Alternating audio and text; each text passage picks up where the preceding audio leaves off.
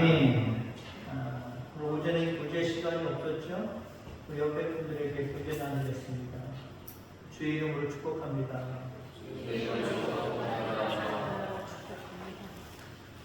지난주까지 제가 2달 동안 집중적으로 했던 큰 제목의 말씀을 기억합니까? 주일 오후 찬양 예배 때마다 지난주로 그쳤거든요. 그리스도인의 특징. 그리스도인이라고 한다면 어떤 특징이 분명하게 있어야 되는 겁니다. 지난주까지 마쳤고요. 오늘부터는 믿음에 대한 이야기를 하려고 합니다. 사실 그리스도인의 특징들이 뚜렷하게 나타나려고 한다면 그 근간에 믿음이 있어야 됩니다. 믿음이 없으면 그리스도인의 특징들이 나타날 수가 없어요. 지난주에 우리가 그리스도인의 특징 중에 마지막 부분이었지만 여러분이 마지막 부분이라는 걸 제가 말씀 안 드렸기 때문에 아마 몰랐을 거예요. 무슨 말씀 드렸죠? 제목의 말씀이 뭐죠? 풍성한 뱃살? 연고. 풍성한 연고예요. 그렇잖아요. 예물도요. 믿음이 있는 사람이 되는 거죠. 부자가 드리고 가난한 사람은 못 드리고 이거 아니거든요. 믿음이 있어야 되는 거거든요. 그리스도인의 특징 중에 기도 있어요. 누가 기도합니까? 믿음이 있는 사람이 기도하는 거예요. 이렇게 내가 부족하고 연약한 부분들을 하나님 앞에 구하면 하나님이 주심이라는 믿음을 가져야 기도의 맛이 나는 거고 기도가 신나는 거예요. 계속 하게 되는 거거든요. 근데 믿음이 없으면 하나님이 들어주는 걸 들어줘. 그냥 속만 펴는 거지. 에이, 기도 안 해. 믿음이 없는 사람들은 기도 안 하게 되어 있어요. 자, 믿음의 특징 중에 하나는 예배입니다. 예배. 늘 시간마다 주회전에 나와서 예배 드리는 삶. 누가 예배의 삶을 드리죠? 믿음이 있는 사람이에요. 자, 그래서 그리스도인의 특징에 대한 이야기는 아니지만 지난주에 멈췄지만 이제 오늘부터 약 3개월, 거의 이번 연도 마지막 부분까지 아니면 다음 연도까지 넘어갈 수도 있고요. 믿음에 대한 이야기를 하려고 합니다. 그래서 여러분들 가운데 참된 믿음이 생기셔서 그리스도인의 특징들이 반짝반짝 빛나게 되기를 주의 이름으로 축원합니다. 자, 독수리의 상징은 무엇일까요? 여러 가지 상징이 있겠지요. 아주 부리부리한 부리가 있을 거고, 그 다음에 아주 날카로운 발톱이 있을 수도 있을 거고. 그런데 독수리의 특징 중에 가장 강한 강점 중에 하나는 바로 날개입니다. 강력한 날개. 자기 몸에 몇 배 되는 것도 그냥 낚아채면 그냥 그 날개짓으로 올라가요. 예전에 무슨 비디오 보니까 어린 아이도 잡아치게 다니려고 하는 거 잽싸게 부모가 와서 못 가게 하더라고요. 큰일 날 뻔했더라고요. 어른 장병들도요, 독수리가 어느 정도 크기냐에 따라 달라지지만 자기 몸에 몇 배를 가지고 있는 그 날개를 펼쳐서 날개짓하면 작은 거 절대로 놓치지 않고 들어 올려요. 자, 물론 날카로운 이빨로 꽉 제어를 하기 때문에 자기 집까지 안전하게 옮겨서 거기서부터 쪼아 먹습니다만은 때로는 강력한 힘을 가진 상대방이 있을 겁니다. 어떻게 처리하는지 아십니까? 강력한 날개로 계속 올라가요. 짚고 올라가는 거 놓치지 않고 계속 올라가는 거예요. 힘에 격들어가 올라가는 겁니다. 그러다가 어떻게 탁 나가요. 떨어지는 거예요. 떨어지면 어떻게 될까요? 죽습니다. 그때 가서 다시 집어주는가 아니면 쪼아먹든가 나눠서 먹든가 이런 모습으로 그의 힘을 과시해야 합니다. 자, 그런데 독수리의 날개가 한번 꺾였다고 생각해보세요. 큰 상처를 입어서 도저히 뭔가 한쪽이든 두쪽이든 활용을 못한다라고 생각해보세요. 더 이상 독수리가 아닙니다. 자, 호랑이의 상징은 무엇일까요? 이빨입니다. 강력한 이빨. 무엇인지 물면 놔주질 않아요. 특히 이 목 같은 거 상대방의 목을 물어버리면 절대로 숨을 거둘 때까지 놓지 않습니다. 강력한 이빨이 호랑이, 사자의 힘이라고 할 수 있지. 근데 만약에 호랑이나 사자가 이빨이 빠졌다고 한번 생각해 보세요. 물론 다른 힘도 강력하게 세긴 세지만 사실 호랑이로서의 어떤 모습은 사라졌다라고 볼 수 있다는 겁니다. 이처럼 독수리에게 날개, 호랑이나 사자의 이빨, 그것들을 상징하는 어떤 상징물입니다. 우리 그리스도인의 어쩌면 상징물이라고 할 수 있는 것이 무엇일까요? 믿음입니다. 믿음의 날개가 꺾이고 믿음의 이빨이 빠졌다고 한다면 우리는 더 이상 그리스도인이 아니에요. 그게 당연하보다 교인인가 보다 라고 하는 부분은 남아있을지 모르지만 하나님 기뻐하시지 않습니다. 우리 속에 믿음이 있게 되기를 주의 이름으로 축원합니다. 자, 호랑이 얘기하니까 이런 말씀 드릴게요. 호랑이가 사냥을 나갔습니다. 며칠 동안 굶었어요. 사냥을 나갔는데 순적히 토끼 한 마리를 만났습니다. 토끼를 딱 움켜쥐고 막 입을 벌려서 먹으려고 하는 찰나 토끼가 이런 말을 했습니다. 와 임마. 깜짝 놀라고 호랑이가 나려들었어요. 토끼가 잽싸게 도망가 버립니다. 이거 뭐지? 내가 왜 그랬지? 다음날 다시 참고 있다가 배고픔을 참고 있다가 또 사냥을 나가서 이번에는 토끼를 잡았습니다. 토끼를 잡았는데 또 놓아주고 말았습니다. 왜 놓아줬을까요? 어제 나야 임마. 깜짝 놀라서 그냥 나갔대요. 호랑이는 생각했습니다. 이제 그 토끼 내가 정확하게 봐놨다가 기억해놨다가 이제 잊어버리지 말고 쟤는 잡지 말고 다른 토끼를 잡아야지. 다음날 또 나가서 토끼를 수족이 만나서 잡았습니다. 잡았는데 이 호랑이가 그냥 까무러져 놀라서 그냥 죽어버렸어요. 왜 죽었을까요? 그럼 왜 죽었을까요? 소문 다 났어 임마!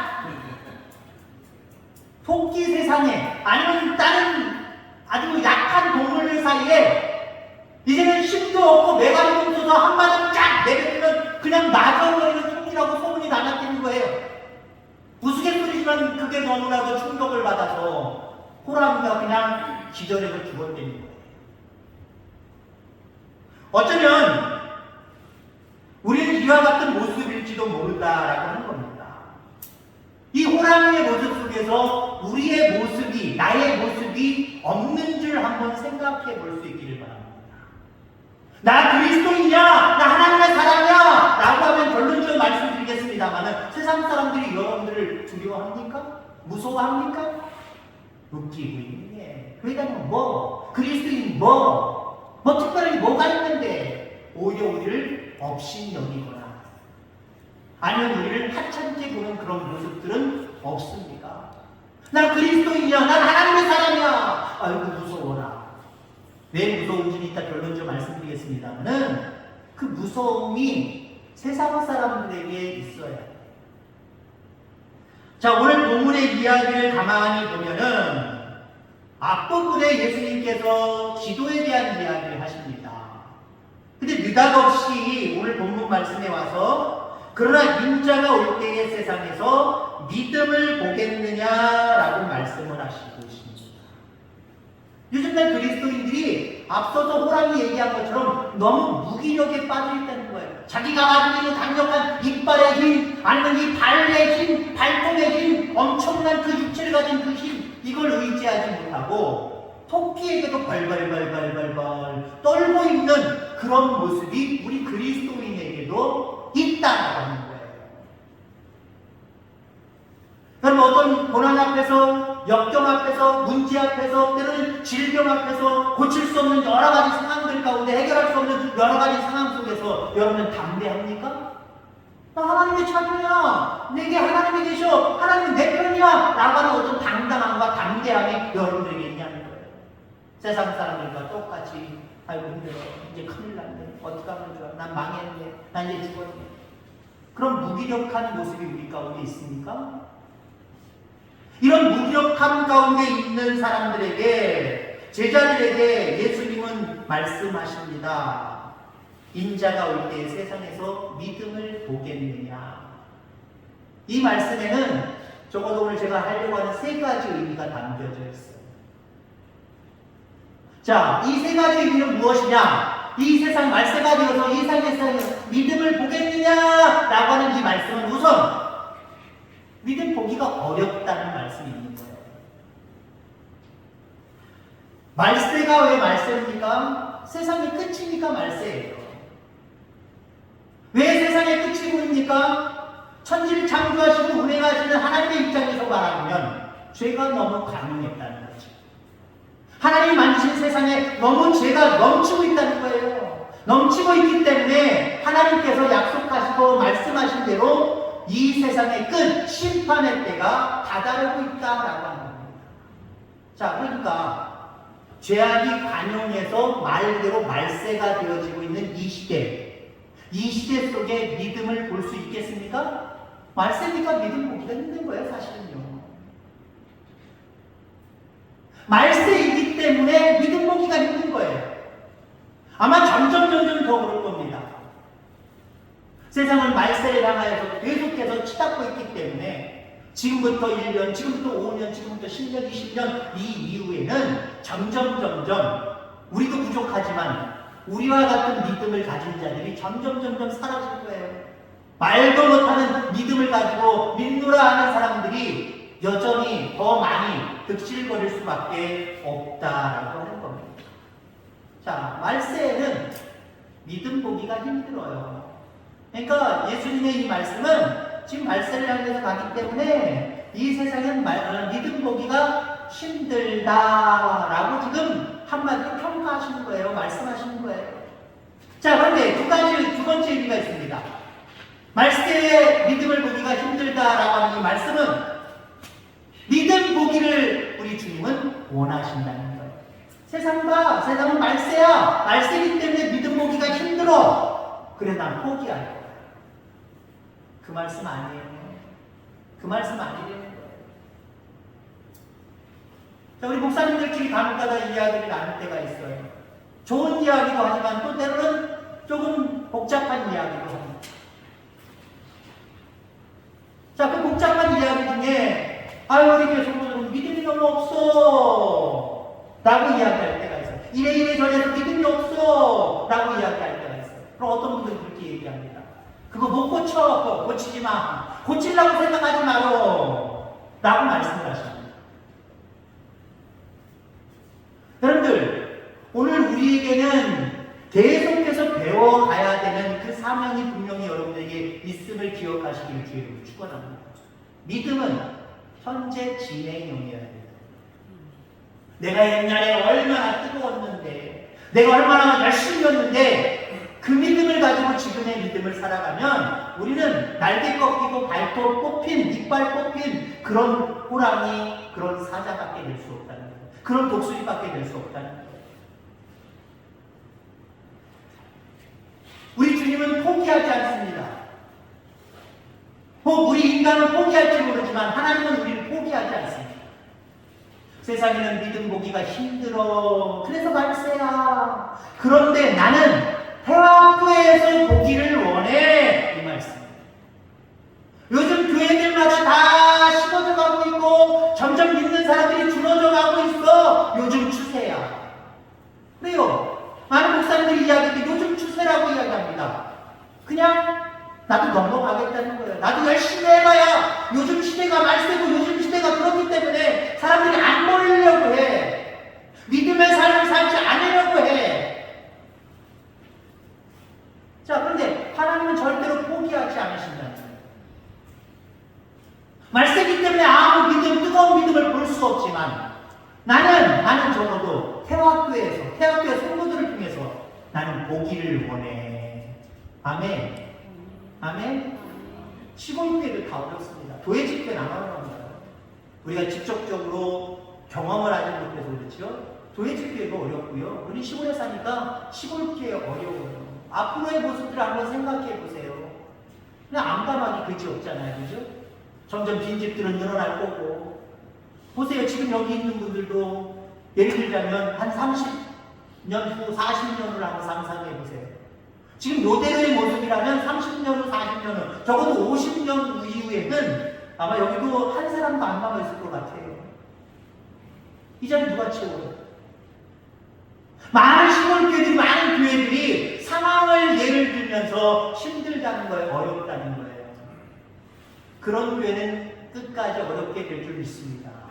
아니다! 세상에 많은 교회들마다 믿음을 볼 수 없고 후세대들을 볼 수 없지만 우리 태학교회에서는 하나님이 보기를 원하시고 나 또한 그 모습 가운데 동의하는 믿음을 가지고 열심을 품을 때 우리 교회는 다르다라고 하는 부분들을 우리는 증명해내야 해요. 믿음은 내 속에 간직하는 어떤 전리품이 아니에요. 옛날에 열심으로 믿음 생활에서 얻어냈던 어떤 흔적들, 이게 믿음이 아니라는 거예요. 믿음은요, 지금 현재 바깥으로 표출되어져서 보여져요. 아시지요,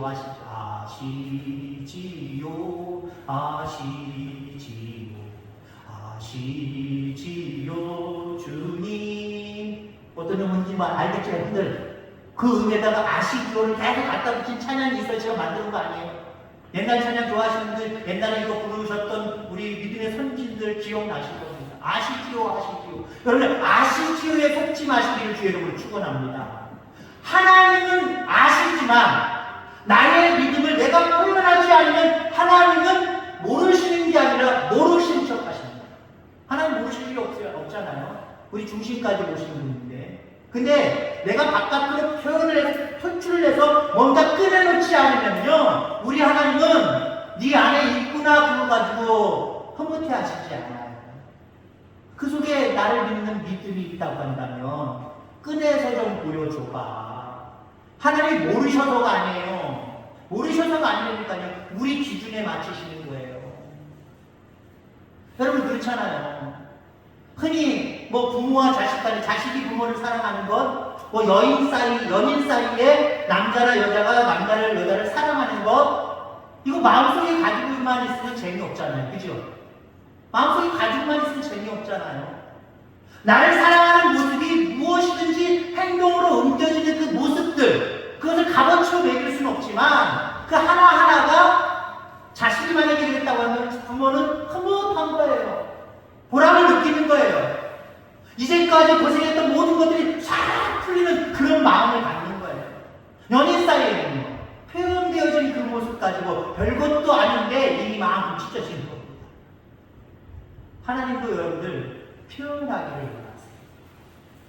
우리 태학교에 보는 성도님들은 이 가슴 깊은 곳에 뜨거운 믿음이 있어서 세상 사람들은 세상을 닮아가느냐, 세상 쫓아가느냐 믿음을 볼 수가 없지만 우리 태학교에서는 정말 뜨거운 믿음을 하나님 앞에 보여드리고 하나님도 보셨다고 인정할 수 있는 그런 교회 되어지기를 주의 이름으로 축원합니다.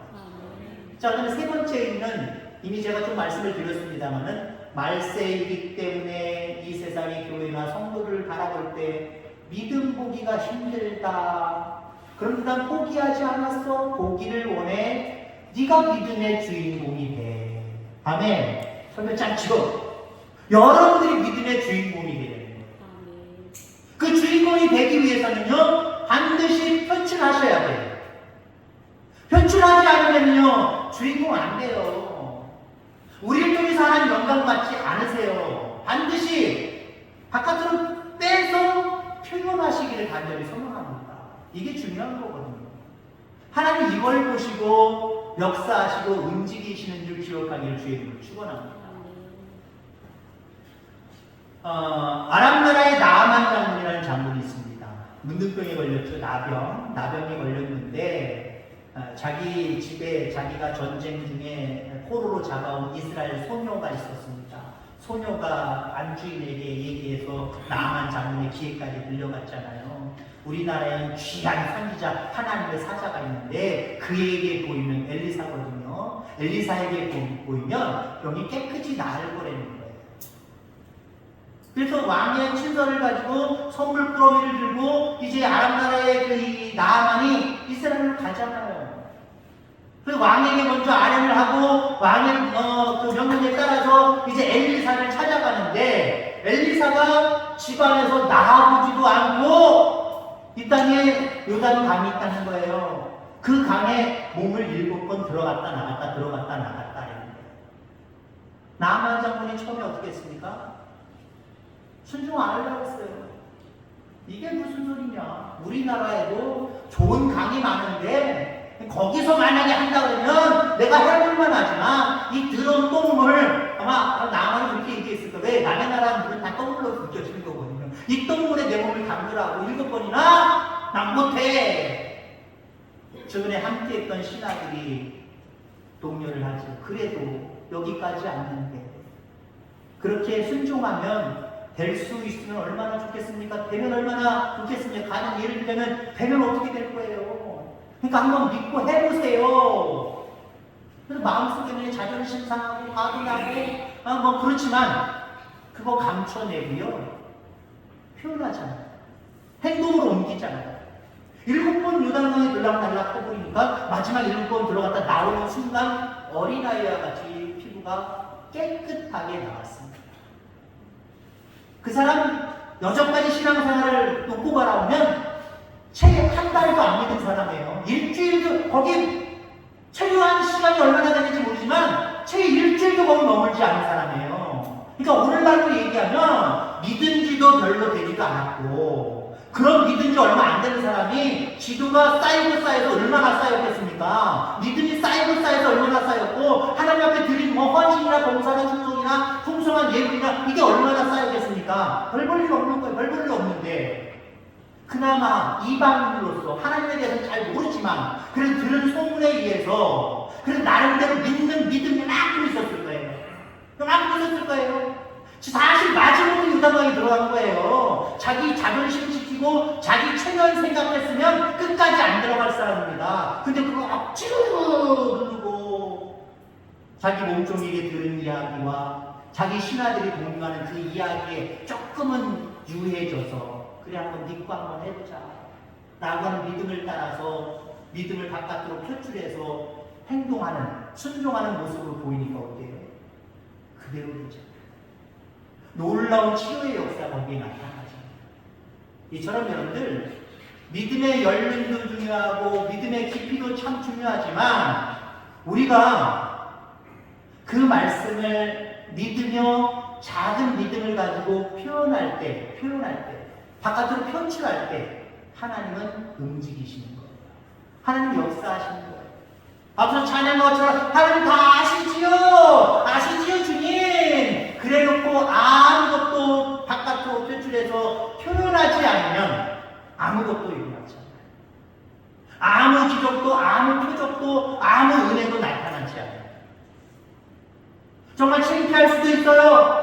뭐 이렇게까지 해야 되나? 라고 하는 그런 자존심 상하는 일이 있을 수도 있어요. 이치적으로 이게 이해가 되지도 않네? 라고 하는 그런 말씀일 수도 있어요. 그러나 순종할 때, 바깥으로 표현할 때 은혜는 나타나는 거예요.